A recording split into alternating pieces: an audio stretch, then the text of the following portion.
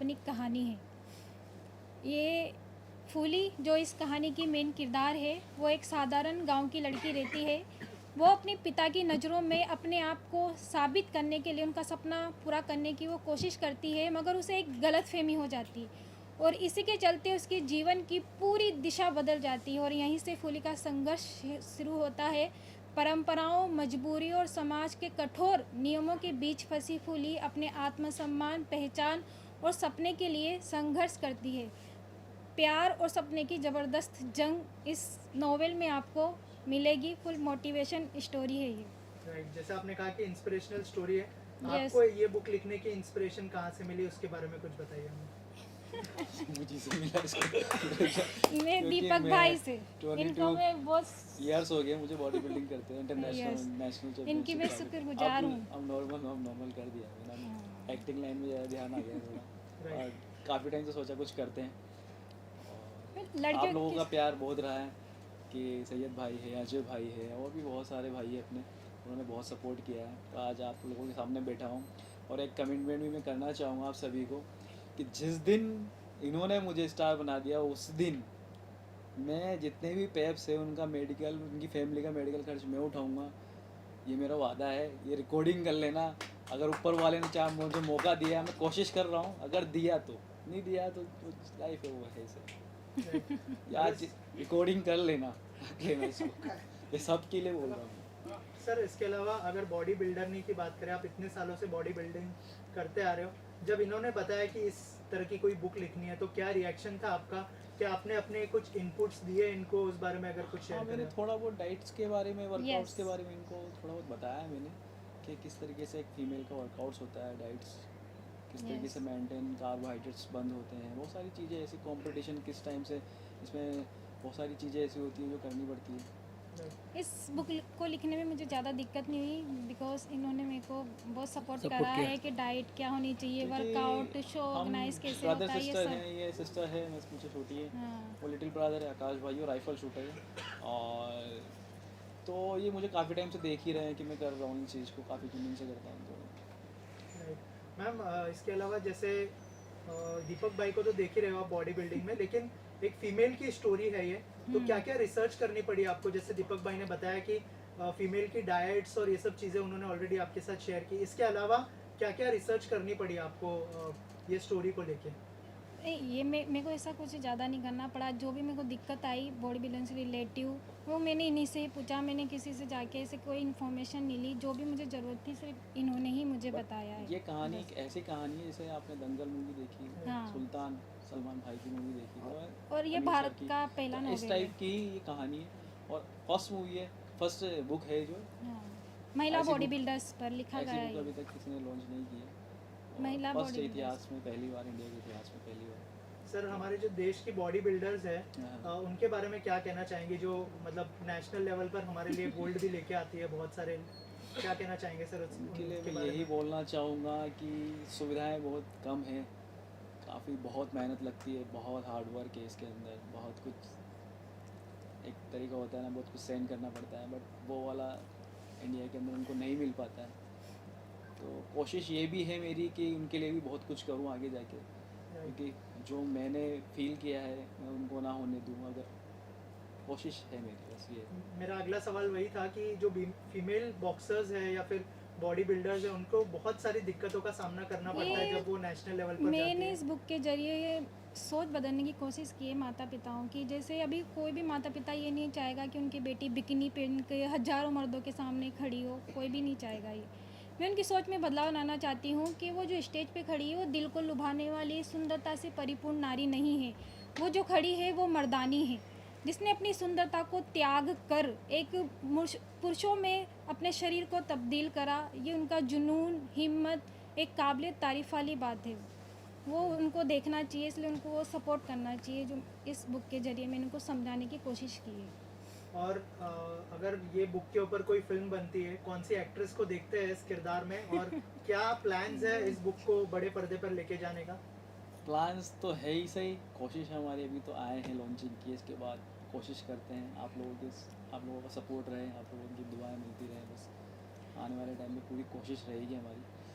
और जो भी किरदार होंगे वो आगे जाके आपके सामने सब शो होंगे, आप लोग सब आपका सपोर्ट रहेगा बस ये। ये सब मैडम एक सवाल तो बनता है कि सपने देखने में हर्ज नहीं है। जी सर। मान लो बहुत बड़ी हीरोइन चाहिए तो दीपिका पादुकोण अच्छी रहेगी आपको इस फिल्म के लिए, या आलिया भट्ट अच्छी रहेगी, या कोई और हीरोइन आपके मन में है तो इस किरदार के साथ न्याय कर सकती है? सर मैं इस बारे में तो क्या इसके बोलूँ, अंदर क्योंकि अगर हम इसके देखना चाहें ना अंदर इस मूवी के अगर बनती है तो तमन्ना भाटिया एकदम ना मैंने बॉक्सर वो बाउंसर वाली जो उनकी वो लग रही थी bubbly वाकई bouncer। वो वेब इस सीरीज थी वो। बुक के लिए काबिल तारीफ वाली लड़की, आई मीन हीरोइन भी होनी चाहिए। नहीं उनके अंदर है ऐसा।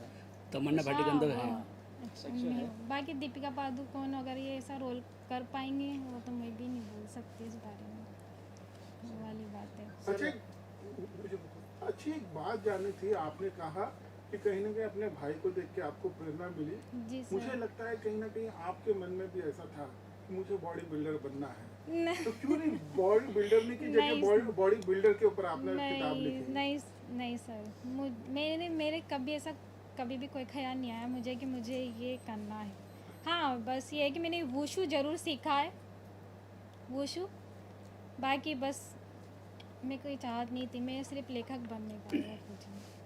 सभी को कुछ पूछा? यस सर, आपसे जानना चाहूँगा कैसा लगा सर दीपक सर और उनकी सिस्टर के साथ जो नई बुक लॉन्च की है, थोड़ा सा अगर एसोसिएशन के बारे में बताएं कि किस तरह का एसोसिएशन रहा। मुझे बहुत अच्छा लगा। मुझे यकीन नहीं हो रहा है कि ऐसी बुक छपेगी,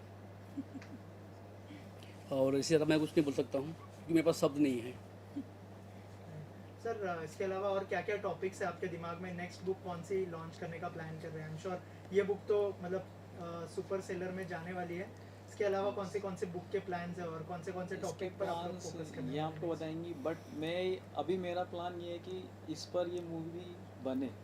मेरा सर। प्लान सबसे मोस्ट, हम सबका प्लान यही है कि हम यही चाहेंगे, इसकी बस स्टोरी प्रायोरिटी ऐसी हम इसी है, को देंगे कि मूवी बने इस पर। इसकी स्टोरी ऐसी है सर कि आप जब दंगल, इसे रीड करोगे तो एक अलग ही लगेगा आपको दंगल, कि हाँ भाग मिक्का भाग, सुल्तान जैसी सुपर डुपर हिट है मोटिवेशन, उनकी टक्कर में ही इसकी स्टोरी है। आप भले पढ़ के देखना, आप बिल्कुल इसी में खो जाओगे। मैंने इसे बहुत read बेस्ट करोगे तो देने की कोशिश की है इसके अंदर, शुरू से लेके एंड तक इसमें सस्पेंस ही सस्पेंस है। बहुत शानदार बुक है 3 इयर्स लग गया इनको 3 इसको साल बनाने लग गए मुझे इस बुक को लिखने में। में। इन्होंने अगर सब कुछ त्याग दिया, ना इधर शादी में जाना, ना कुछ करना, ये करना, ये नहीं करना, ये नहीं करना। बहुत मेहनत कुछ। की है मैंने इस बुक के लिए।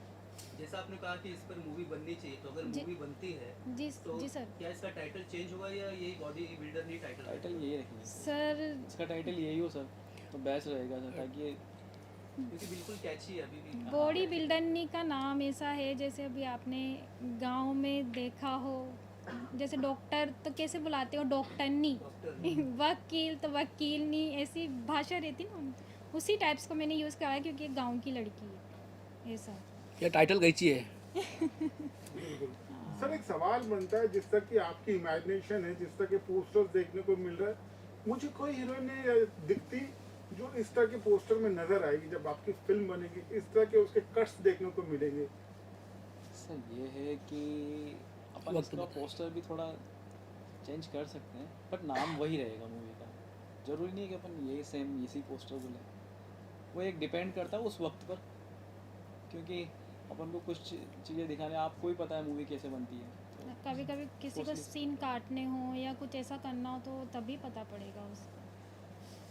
Thank you so much and all the best. Thank you so और मच। कुछ कहना चाहेंगे ऑडियंस को? ऑडियंस को कुछ बोलना चाहेंगे आप जरा बताइए। ये भारत में महिला बॉडी बिल्डर्स पर मेरे द्वारा लिखी ये बॉडी बिल्डर की जो नोवेल है, मैं चाहती हूँ कि इस पर पहली मूवी भी बने।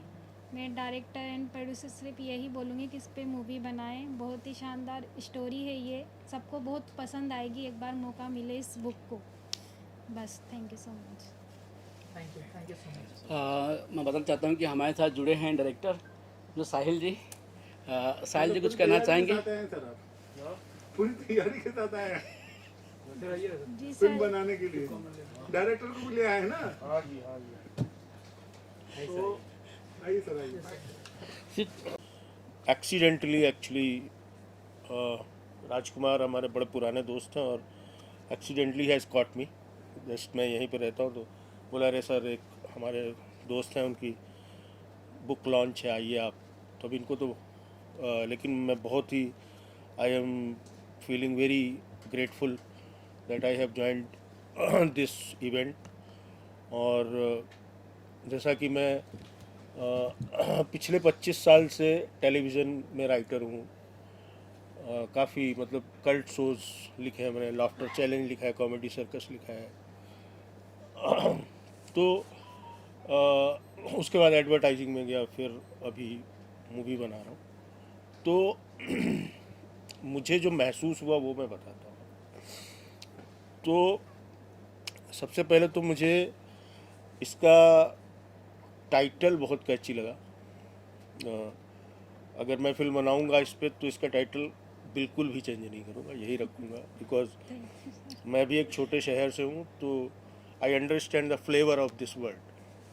बॉडी बिल्डरनी का फ्लेवर क्या है। नाम लिखा है बॉडी बिल्डर का। हाँ, बॉडी बिल्डरनी जो इसका टाइटल है, इसमें दो हमारे देश है ना, हमारे देश के अंदर दो देश हैं।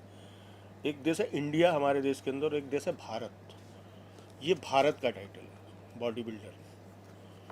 तो और मुझे लग रहा है ये कहानी भी जो भारत, जो हमारी क्या कहते हैं हार्टलैंड बोलते हैं जैसे हम लोग इंग्लिश में, ये कहानी भी मुझको वहीं की कहानी लग रही है। और बहुत ही मैं इसको पढ़ूंगा, अभी मैं ले जाऊंगा आपकी किताब अपने जी साथ, सर, जी सर। और इसको पढ़ूंगा। और इसके बारे में जो भी होगा, मतलब अगर मैं नहीं बना रहा हूँ तो मैं दूसरे जो मेरे दोस्त फिल्म में बना रहे होंगे, मैं उनको कहूँगा कि यार वो कहानी पढ़ लो एक बार। तो बिकॉज मैं आपको एक चीज़ बताता हूँ कि छोटे शहर के जो लोग होते हैं या छोटे गांव के जो लोग होते हैं, उनका, क्योंकि मैं भी वैसे ही हूँ, मैं भी 25 साल पहले आया था, ट्रेन से उतर के पता नहीं था जाना कहाँ है। तो जो छोटे शहर के लोग होते हैं उनके अंदर दो खासियतें होती हैं बहुत। एक तो वो जुझारू होते हैं, क्योंकि उनके पास कोई चारा नहीं होता है। मतलब करो या मरो ही होता है ना, या तो हम करेंगे या मरेंगे। वो तो कुछ है नहीं कि यार हम चले जाएंगे वापस, क्योंकि मेरे बाप का तो क्या कहते हैं 3.5 ट्रक पुदीना सूख ही रहा है। नहीं, तो वो हमारे पास चांस नहीं होता है। और उनका जो एक्सपोजर होता है छोटे शहर का या हार्टलैंड के लोगों का, वो एक्सपोजर जो होता है ना, वो बहुत ओरिजिनल होता है।